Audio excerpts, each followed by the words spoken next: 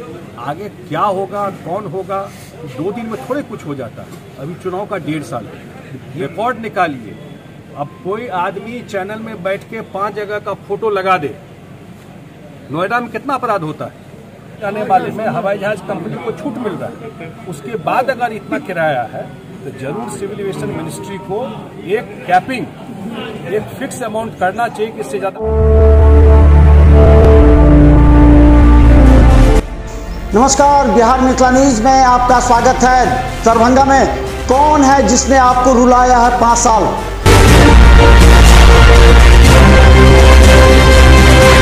कौन है जिसने आपको अपने हाल पर छोड़ा? बुरे वक्त में भी आपका साथ नहीं दिया। उखाड़ फेंकिए ऐसे पार्षद और मेयर को।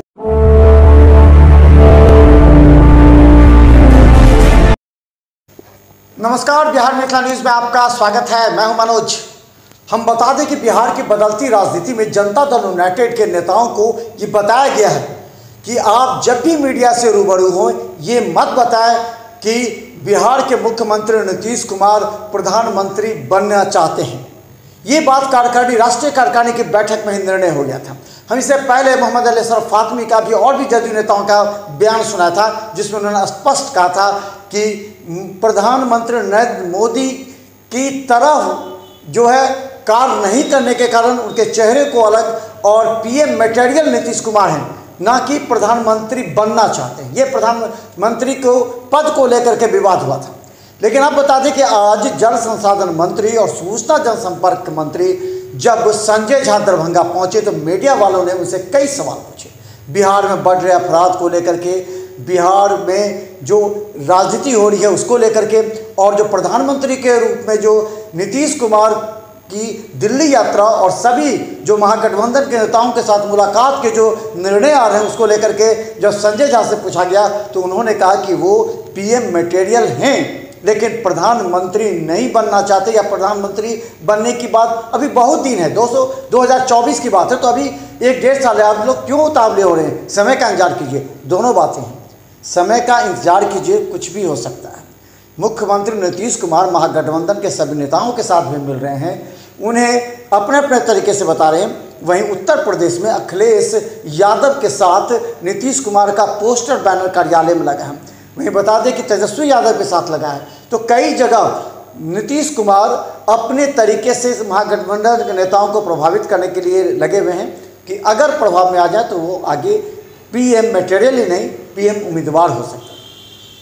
लेकिन खुलकर इसलिए नहीं बोलते हैं कि कहीं महागठबंधन में दरार ना आ जाए, क्योंकि केसीआर, अरविंद केजरीवाल सहित राहुल गांधी एवं अन्य को, शरद पवार को भी नाराजगी उन्हें झेलना पड़ सकता है। इसलिए अभी कोई नहीं कहते कि ये पीएम के उम्मीदवार हैं।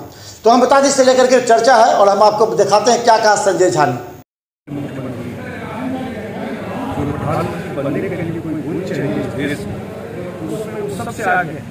लेकिन वो कैंडिडेट है, यह हमको कभी नहीं कहा। अभी दिल्ली में मुख्यमंत्री गए और विपक्ष के बहुत सारे नेताओं से उनकी मुलाकात, और मुझे लगता है इससे उनसे जो इनिशिएटिव मुख्यमंत्री हुई है उसमें बहुत सकारात्मक उनका इसमें सहयोग आने वाले टाइम में अन्य जगह भी।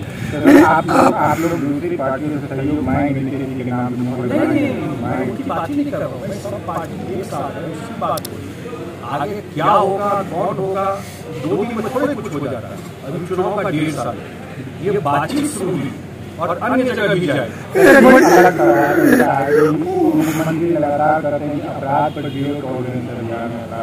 बिल्कुल है, और फिर बता देता हूँ, रिकॉर्ड निकालिए। अब कोई आदमी चैनल में बैठ के 5 जगह का फोटो लगा दे। नोएडा में कितना अपराध होता है पता कीजिए, गूगल करके देखिए। अन्य जगह अपराध बंद हो गया क्या? इतना मैं जरूर कहता हूँ, अपराध को खत्म कर देगा वो गारंटी इस देश को कोई नहीं ले सकता, दिल्ली में नहीं ले सकता। लेकिन कोई अपराध करेगा उस पर कार्रवाई होगी, तो कोई बचा नहीं। मेरा सवाल ये है कि भाई दरभंगा में उन्होंने बोला है कि नीतीश कुमार बिहार के मुख्यमंत्री 16-17 साल से, और उनके काम करने का क्या तरीका है, कानून व्यवस्था पर, अपराध पर बिहार की जनता सरकार नीतीश कुमार बिहार के मुख्यमंत्री कौन है? नीतीश कुमार है कि उनका काम करने का तरीका 6 महीना हम लोगों को समझ में आ रहा है। 16-17 साल के लोगों को पता है काम कैसे करता है, उनको रिकॉर्ड में और जैसे कहा है अपराध के लगाम उनका फर्स्ट प्रायोरिटी हमेशा रहा। 17 साल में आज तक कहीं कर्फ्यू लगा क्या था? पता कीजिए, कहीं कर्फ्यू लगा है 17 साल में?